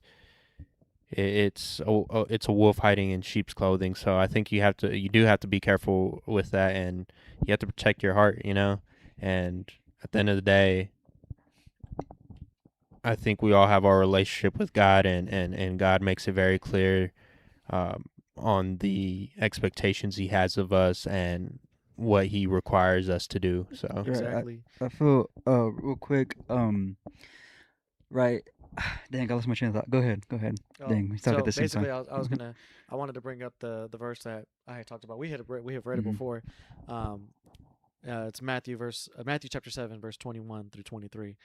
Not everyone who says to me, Lord, Lord, will enter the kingdom of heaven, but the one who does the will of my Father who is in heaven will enter. Many will say to me on that day, Lord, Lord, did we not prophesy in your name, and in your name cast out demons, and in your name perform many miracles? And then I will declare to them, I never knew you. Leave me, you who practice lawlessness. And mind you, at this point, he's warning, like, again, the religious folk, the ones who say all the nice things, who do all the traditions that are very, they're very, oh, look at me, I got the ash on my forehead, and letting everyone know, oh, I'm fasting this week, and I can't eat meat, right? Or letting everyone know, where it says, where it also mentions somewhere in Matthew, not to let your left hand know what your right hand's doing, Mm-hmm. right? It's like, if you're gonna do that, do it in secret. Don't let anyone know, because it's not about boasting. It's not about that. It's about you going into your private area and being one-on-one with God and not letting anyone else know. And so I think that's one thing that it's a warning for those people who, you can't be lukewarm. If you're lukewarm, it says that he'll spit you out. It's like, God, you can't be in the middle. You can't sit on the fence. And I heard it this way. It's like where a man was trying to he was having to choose between God or the devil. And it was God on this side, and it was the devil on this side. And with God, of course, you get heaven, you get the relationship with God or whatever, and that's like all good. But then on the devil side, he's like, well, that I'll give you everything you want. I'll give you the fame, the money, the cars, the girls, and all that. And there's a fence dividing the two. And so he's like, you can either do one or the other. You can either go with God, or you can go with the devil. Either you can experience heaven and peace and fulfillment, or you can get all of your heart's desires with God, right? Or with the devil. And so he's like, you know what? I'm gonna be smart. And so he sits on top of the fence, saying, okay, now I'm in both, right? And the devil says, I'm the one that put that fence up. Yep. It's like, so it wasn't God that was the one that was dividing the two. No, God is always offering us this opportunity. It's the devil that's making it seem like, oh, you can't, it's either one or the other, right? Meanwhile, which we've also read, it says, pursue first the kingdom of God, pursue first the kingdom of heaven, and all these things will be given unto you. Abundantly, overflowing, God will bless you, right? And so, meanwhile, people look at it, well, I can't have that if I pursue God. It's weird, because it's like, I heard it characterized as, God doesn't give you necessarily your heart's desires as an object, but he gives you desire to want to get close to him, to want to pursue him, and with him you will be successful. I heard it characterized as, I said it that I wanted to be great, right? I said, I want to be great. I want to be great. And it's like, God lives within you, as we mentioned. And we recognize that God is all powerful, God is all knowing, and we lean on him because we know of this. And yet we say we want to become great. Yet if God lives within you, God is already great. And God has made you great because God's within you. So you don't have to say, I want to become great. Just be great because you have a great God living within you. Mm-hmm. It's the same reason why you say you want to succeed, that you don't want to fail. And yet God is within you, and God does not fail. His word doesn't come back void. And so you can't say that I don't want to fail or whatever, because God is incapable of failure. And so it's kind of restructuring how we interpret those. But essentially, what the main point that I'm getting at is developing that relationship with God, not doing the traditions just for the sake of tradition, but following Christ daily. That's what's the most important thing, because I don't think you want to be that person on the very last day that God says, I never knew you. Leave me, you who practice lawlessness. But for them to come to you, for you to be at the gates and thinking, oh, I'm going to get in. And then Jesus says, who are you? I also think of that's a good example. And I also think of the example when he drove the Pharisees out and destroyed that synagogue. and it can be a synagogue, it can be a church, and it can be the people, So I think those two, that example and this example that Derek's mentioning, um, you can't fake it. You can't fake it with him. No. You gotta pick or choose your side. And if you're not with him, then you're against him. Right. And I was thinking about, like I said, I don't necessarily understand why I participate in the Lent, like in fasting from meat on Fridays, but I was thinking about it this past Wednesday. I was just like, oh dang, today's Ash Wednesday. Like, I was thinking about it. I was just like, I don't think we're supposed to eat meat today. And and Big old double no, cheeseburger. no, because I was about to take me and Some my dad to chicken go grab some nuggies. food, and I was just like, I don't think I'm supposed to eat meat today. And I didn't know if it was just based off tradition, just going off of that, or just going off of like, yeah, hey, I've done this every year. You're not supposed to eat meat, right? Or meat, right? And I was just like, you know what, this time I'm not gonna eat meat just in case. Like, I know, like, just in case I'm gonna stray away from it. Let's just play it safe and go get some fish. But I think that behind it, to make my point, that reasoning behind it, um, is that genuine connection and respect that I have for the Lord. So maybe you do participate in these. Um,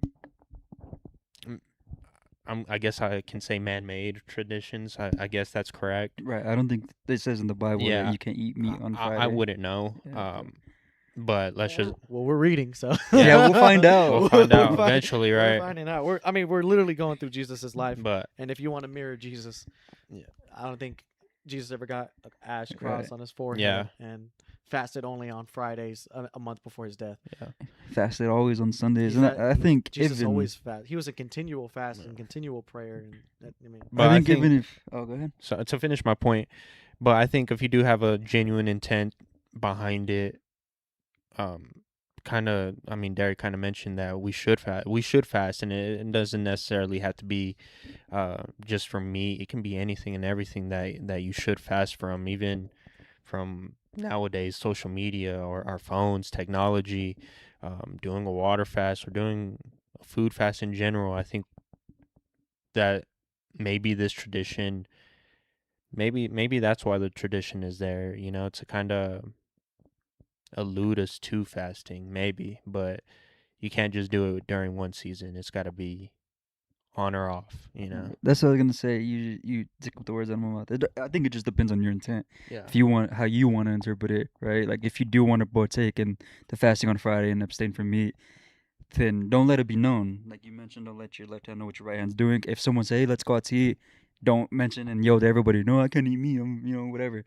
Maybe just simply say, "I'm not hungry," or like, "Hey, maybe." Be genuine. Yeah, just like, "Hey, maybe I'm not I'll hungry." I'll get a soup. Yeah, I'll just get a soup. I'll get a soup or I'm not a that hungry. salad or eat You don't have to cheesesteaks or let them something. know that. Super hey, salad.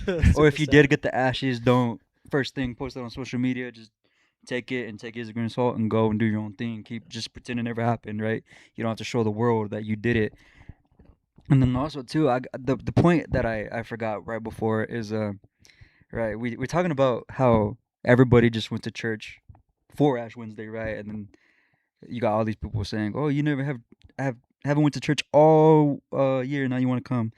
That kind of got to my point. Was like, you're being so judgmental, right? All these I've heard holiday Catholics. You're a holiday Catholic. You only come to church on Easter, Ash Wednesday, right? You're a holiday Catholic. And I'm like, right there, because I used to be that person. Right there, you're judging me. You're judging me for coming. You should be happy. Hey, I'm glad you showed up. Hey, I'm glad you're here. Maybe you haven't been here all year, but hey, at least you're here. Nah, you shouldn't be here. You haven't been here all year, and you're not leaving any seats for the rest of us. Now it's packed. Now you want to be Christian or Catholic or whatever. I used to be that person. Like, oh, you're a holiday Catholic. But then I realized, like, I'm being a hypocrite. I'm judging them for showing up to church when I should be welcoming them. And hey, yeah, you may not haven't been here. I haven't been here, but we're here together at the very least. And I think that's all that matters. Or if you're the person that does go, continually, like, hey man, take my seat. I sit at the front. You can take my seat, and then after church is like, hey man, I would love to see you come next week. Okay, exactly. And I think that's kind of where we need to start going more. Like that's how I see how you are, and I kind of drift more towards that, and that's kind of why I've had that conflict. But then I start seeing it, and I'm at the point where I'm my own person. I'm developing my own, opinions, and that's kind of where I'm at. Where, uh, how you gonna judge me for coming one time out of the year when you should be happy I'm here? And trying to do whatever we can to get you to come again, even if it's just one extra time out of the year. Maybe we can go from 1 week to 2 weeks, 2 weeks to three. Maybe 10 years down the road, you're coming 10 times out of the year, and then 25 years, you'll be coming at least half. Right, I like how you mentioned you go to church every Sunday, sit in the front, you come one time, hey, take my seat, take a seat for this service. Yeah, I like that rather than no, you're taking up the seat where the people That's my coming. seat. Yeah, No, I see that a lot. I remember we got told specifically. Our pastor was like, "Y'all go sit in the back. Like, leave the front rows for the people that are coming. This ain't your seat. This ain't assigned seating. Like, make room for them." And that's kind of how That's very we like good. to Like, yeah, I approach it. like that. But yeah, I think all in all, man, I would be terrified to be the person that, so if someone were to question, well, like, you say you love, or do you love God, or do you say you love God, or whatever? Yeah, I do. No, I love God. I love Jesus, or whatever. And then Jesus says, "Who are you?" Right? It's like you say, "You love me with your lips, but I don't know you. Your heart is far from me." And so I think it's also one of those things where it's like you maybe in your mind you're like, no, I want to be a follower of Christ. Like I want to love Jesus. And maybe you do, right? But at the same time,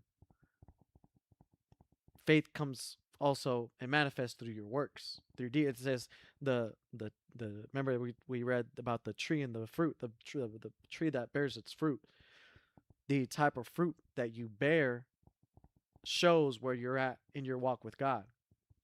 And so you should be showing the fruits of being a follower of Christ,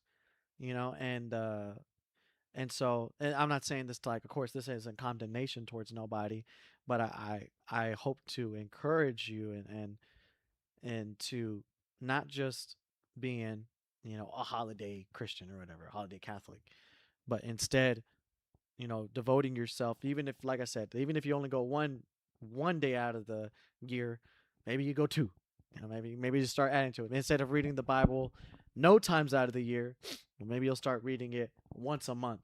Read one verse, something like, get it started, and then eventually you'll start to develop that relationship with God. And once you start developing a relationship with God, then it's like, well, you know what? It's like my relationship with these men right here. I think, man, how can I serve them? Like, how can I be a good friend? I want to get to know them more. I want to spend more time with them. I don't want to hurt them. And then you build a good relationship. So now God won't say, who's this person? He'll say, oh, hey, that's Jeremiah. That's Jerome right there. That's my man. I know him. Get in here. Get in here. Like, get in here. That's Raul. Yeah, That's my blackie. Where you been? I'm waiting. Get in here. Get in here. There, come on. You're Yeah. missing the party, bro. Come on. And the next one, Who? swipe to the left. I say, like, who are you? I don't know who you are. Like, not because I didn't try, but because you never acknowledged me. Like, you avoided me. It's kind of like how it mentioned in the proverb how the king who sits on the throne of justice, evil disperses from his eyes. It's like that, where it's like, I was here the whole time, but every time I sought after you, you ran away from me because you knew that the lifestyle that you were living wasn't in right standing. It wasn't righteous. And so every time that Jesus tried to pursue, it's like, where's everyone at? It's like they're fleeing like cockroaches, where the light's getting shown. Jesus is the light, and everyone's there. The cockroaches with all their sins and their evil, and instead of running towards the light, for to be cleansed, it's, no, we need to run away. Need to hide. You know what I'm saying? I think that's also why a lot of people decide to hide from church, is because they're afraid of that. Afraid of having what's dark exposed, because that's what Jesus does. That's what grace does. It exposes us. That's whenever it talks about Jesus being the light. What does light do? It exposes the darkness. It brings what's hidden to the surface, and it shows all the ugliness. But what's beautiful about it is that God loves you despite that, and He wants to clean you. He can't clean you if you're already clean. You know what I mean? If you're already clean, we're not. It's not talking to you. It's talking about the people who are dirty. That's who Jesus came to cleanse, but that's what's beautiful about about grace and mercy and forgiveness. And whenever you devote your life to Christ, Jesus forgives all of your sins, and you can come as dirty as possible. You can, if you're drunk, show up to church drunk. If you're high, show up to church high. If you're still hungover from the night before, still go to church anyways. Because that's what Jesus came. Jesus came to save you. He came despite all of that. Don't try to get yourself all fixed up and I need to be perfect before I go to church. Mm-hmm. That's not at all what Jesus practiced. Jesus went to the people who were the sinners. People went to the people that, the prostitutes, the tax collectors, the people who blasphemed against him, the people that doubted him. Right? That's who Jesus went to. He pursued them, and so just because you feel like you're not in right standing with God, doesn't mean that you can't go to church. As a matter of fact, you should. You should be going to church. I remember we had that conversation. It was like, I got to be ready before I go to church. Like, I got to make sure I'm perfect. I'm clean from sin. I remember we had that conversation. It's like, no, just come as you are. That kind of got me thinking, what's y'all's opinion on dress code? Sunday best, or you think as long as you go, you can, like, sweats and a t-shirt, or do you gonna put on some starch jeans, some boots, or what about hats? Because I know Catholics don't allow hats. I'm a little more old school. Mhm. I don't wear hats to church, and then I try to dress nice. But I try to dress nice in general. But in my whole life, I've always believed in Sunday best. Like, for example, if I'm gonna get dressed up to go to the club, then I can get dressed up to go to the church, right? If I'm gonna put on my best to try to go impress these terrible, women that are not gonna be my wife, and if I can try to look nice for that, then I can show up nice to church. If I'm gonna show up nice to this job that I hate, because they say so, I can show up nice to church. You know what I mean? There's, if, like I said, there's no condemnation in Christ Jesus. So if you show up in raggedy clothes and that's all you got, then muscle shirt and shorts. Yep, I mean, as long as you're here, right? as long as you're there, But for me, that's the standard that I've held my whole life, and that's the standard I'm going to pass on to my children. But you brought something up, and for some reason, I went back to just what we had read in Proverbs, because you had said something, and it kind of brought me back. I can't remember all of a sudden. What is it? What did you just say? About like right before the dress code thing. Maybe, yeah. What did I say? You remember? You know what? What did you just say? No. Okay. Yeah. I know what we were talking about, because we were talking about being perfect. Oh yeah, like not making sure you're perfect before you go to church. Yeah, and it says in Proverbs chapter 20, which we just read in verse 9, rhetorically, who can say, I have cleansed my heart, I am pure from my sin? No one. And that's the same thing whenever Jesus saves the woman from being stoned, and he says, he who has not sinned, cast the first stone. And then he tells her, stop sinning. Stop sinning. You're saved. Stop sinning. Yeah, I just saved right? you. Come on. Stop sinning. Yeah. But it's that's how powerful the gospel is, the word of God. No one, and in Romans it says, everyone has fallen short of the glory of God. Everyone has sinned. Everyone. Not one person has not sinned. The only person that hasn't is Jesus Christ. That's it. Everyone else has sinned. Even the most holiest, right? When you think of the most holy figures in the Bible, even John the Baptist, he sinned. Moses, he sinned. Abraham, he sinned. David, he sinned. Mary, she sinned, right? Everyone in the Bible, everyone has sinned except Jesus Christ. And we've mentioned this before. The wages of sin is death. That's what if you look at a woman with lust, you have sinned. You should be put to death. But instead, what Jesus did, what God did, is he came down in human form and saved us. He gave us the salvation that we didn't deserve, so that we could be saved and get to know him and experience heaven with him. That's what he did. But we cannot cleanse ourselves. essentially. We can't purge our own sins. Only Jesus can. And so if you're trying to become right and perfect by yourself without God before going to God, it sounds counterintuitive in the first place. It's like trying to get clean before taking a shower. It's probably going to be counterproductive. You're probably going to get more dirty. You're probably going to get more sweaty and smelly. So the whole point that I'm trying to make is you don't need to be perfect to go to church. Hospitals are made for the sick, not for the healthy. It is the ones who need it the most that should go and find it. And it is that time of year that we're approaching Easter. So if you're one of those holiday Catholics or Christian and you go to church, then shoot, go, no matter what. It's that time of year anyways. Go ahead, and instead of just only going, just keep going. Just say one more week. Just might as well. Just keep after every week you go to church. Just say, okay, I'll go one more week, and then once that service ends, I can go one more week.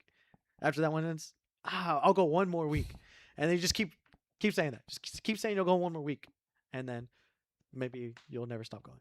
Mm-hmm. That's how it starts. That's how it starts. But yeah, we talked about a lot. There's a lot in these two We chapters. talked about a lot. Yeah. Do y'all got anything else that y'all want to add before we end? Raul? Jeremy? Anything? Stay genuine. Stay true to yourself. Find God. And I think something that Derek mentioned was God's going to bring everything to light, especially all your demons, especially all those sins. But that allows you the chance to make them right and make yourself better. So stay genuine. Yeah, I agree with the stay genuine. Don't beat yourself up over the traditions if you do follow them, because I used to do that a lot. If I were to eat meat, I'm going to hell, start crying, but it's really not that serious. If you're going to do it to try and, on your own, don't boast about it. Just between you and God, that's it. It's really all what matters. Yeah, what matters is, where's your heart? Is your heart in Christ, or is it just in the tradition? Don't be a Pharisee. But all right, with that, that'll close out the 45th edition of the Convention Podcast, #1 podcast on the world. Subscribe if you haven't already. We'll catch you on the next one. Very